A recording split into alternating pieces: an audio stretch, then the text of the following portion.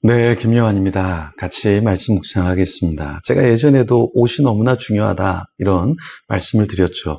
군을 제대하고 민방위 때 다시 군복을 입으면 말과 행동이 달라진다 말씀을 드렸죠. 양복을 입으면 조금 꽉 끼는 것 같지만 평소보다 자세도 바르고 마음가짐도 조금 달라지는 것을 느끼게 되죠.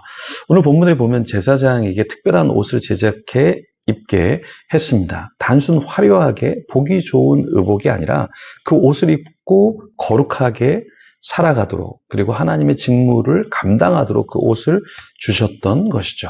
내가 입어야 할 옷, 어떠한 삶을 우리는 살아가야 할까요?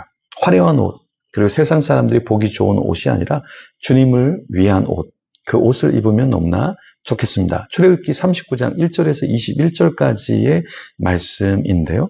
본문에서 성막에서 섬기는 제사장 아론과 제사장 아들들의 옷, 그 옷에 관한 내용이 나옵니다.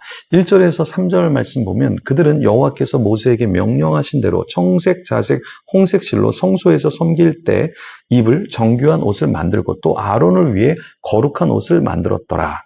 그는 또 금실과 청색, 자색, 홍색 실과 가늘게 꼰 배실로 에봇을 만들었을 때 금을 얇게 쳐서 오려서 실을 만들어 청색, 자색, 홍색 실과 가는 배실에 섞어 정교하게 짜고, 에봇은 무엇으로 고정했죠? 에봇은 긴 겉옷 위에 입는 옷으로 허리띠와 어깨끈으로 고정시켰습니다. 에봇, 옷 이미지를 보시면 네, 이것이 에봇이구나 이렇게 눈으로 확인하실 수 있죠. 거룩한 제비 뽑기 용구인 우림과 둠밈을 담은 주머니를 어깨로부터 늘어뜨렸습니다. 호마노 보석 2개를 가져다가 그 위에 이스라엘 아들들의 이름들을 새기게 하셨고요. 특별히 나이대로 6 이름을 한 보석에, 그리고 나머지 6 이름을 다른 보석에 새기게 하셨습니다. 네. 자, 이름을 왜 보석에 새겼을까요? 도장의 새김처럼 보석을 새기는 자는 이스라엘 아들들의 이름을 2 보석에 새겨 금태에 탑재하도록 하셨습니다. 그 2 보석을 에봇의 2 어깨 바지에 붙이고 이스라엘 아들들의 기념 보석을 삼게 하셨는데, 하나님은 금으로 태를 만들고 순금으로 노끈처럼 2 사슬을 따 태에 달게 하셨는데요. 하나님은 제사장이 거룩한 옷을 입기를 원하셨듯이 이 시대에 하나님의 제사장인 각 성도도 그러하기를 원하신다라는 것이죠.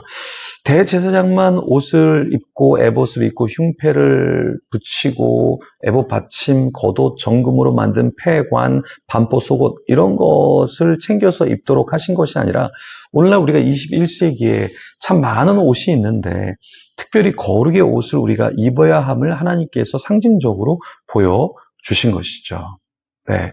그래서 하나님께서 오늘날 우리 성도에게 원하시는 옷은 세상 사람들과 똑같은 어떤 브랜드를 추구하고 그리고 가격이 비싼 그것들을 원하는 것이 아니라 하나님께서는 정말 주님의 사람인 것, 하나님의 사람인 것을 드러낼 수 있는 거룩의 옷을 입기를 원하신다라는 것입니다.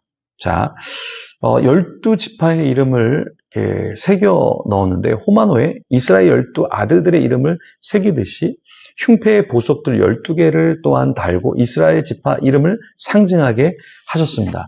이 12지파의 이름을 새기는 법은 이러했습니다. 순금으로 노끈처럼 따은 사슬을 흉패에 붙이게 했고요. 15절에 보면 금고리 2를 만들어 흉패 위, 곧 흉패 2 끝에 2 고리를 달게 했습니다. 16절에 보면요.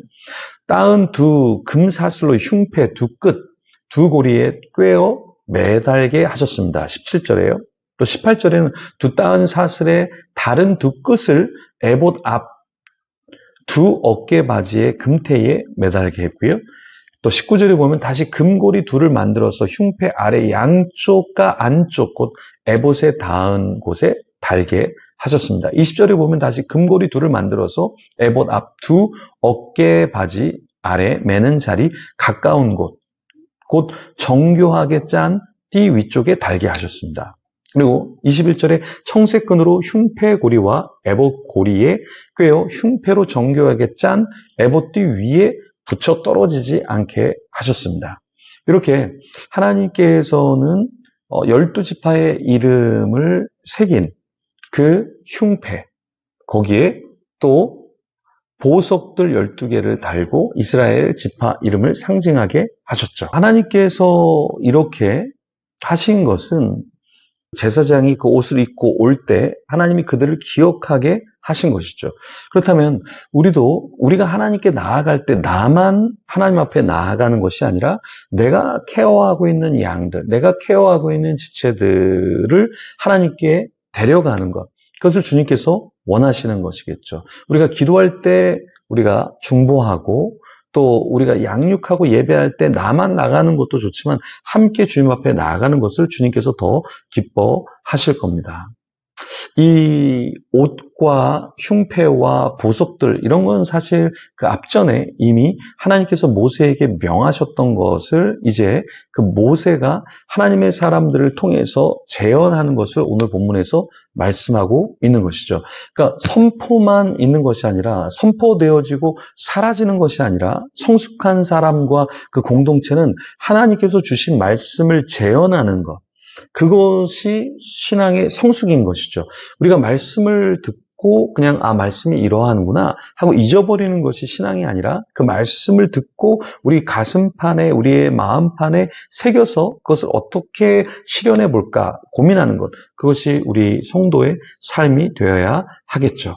오늘날도 하나님은 신실한 하나님의 사람을 찾고 있습니다. 그냥 옷만, 어떤 집만 좋은 것을 추구하는 것이 아니라 내면의 아름다움, 내면의 성숙함, 하나님이 원하시는 빛을 내고 공의의 옷을 입고 살기를 원하십니다. 그래서 이 시간에 우리가 하나님 앞에 기도할 때 하나님, 내가 좋은 옷만, 좋은 집만, 좋은 것만 추구하는 자가 아니라, 맛있는 것만 추구하는 자가 아니라 정말 하나님이 원하시는 옷을 입고 하나님을 드러내고 하나님의 사람들을 함께 이끌어서 주님 앞으로 나아가는, 기도하고 그들을 세우는 제가 되기를 원합니다. 그런 마음으로 기도하며 하나님 앞에 나아가겠습니다.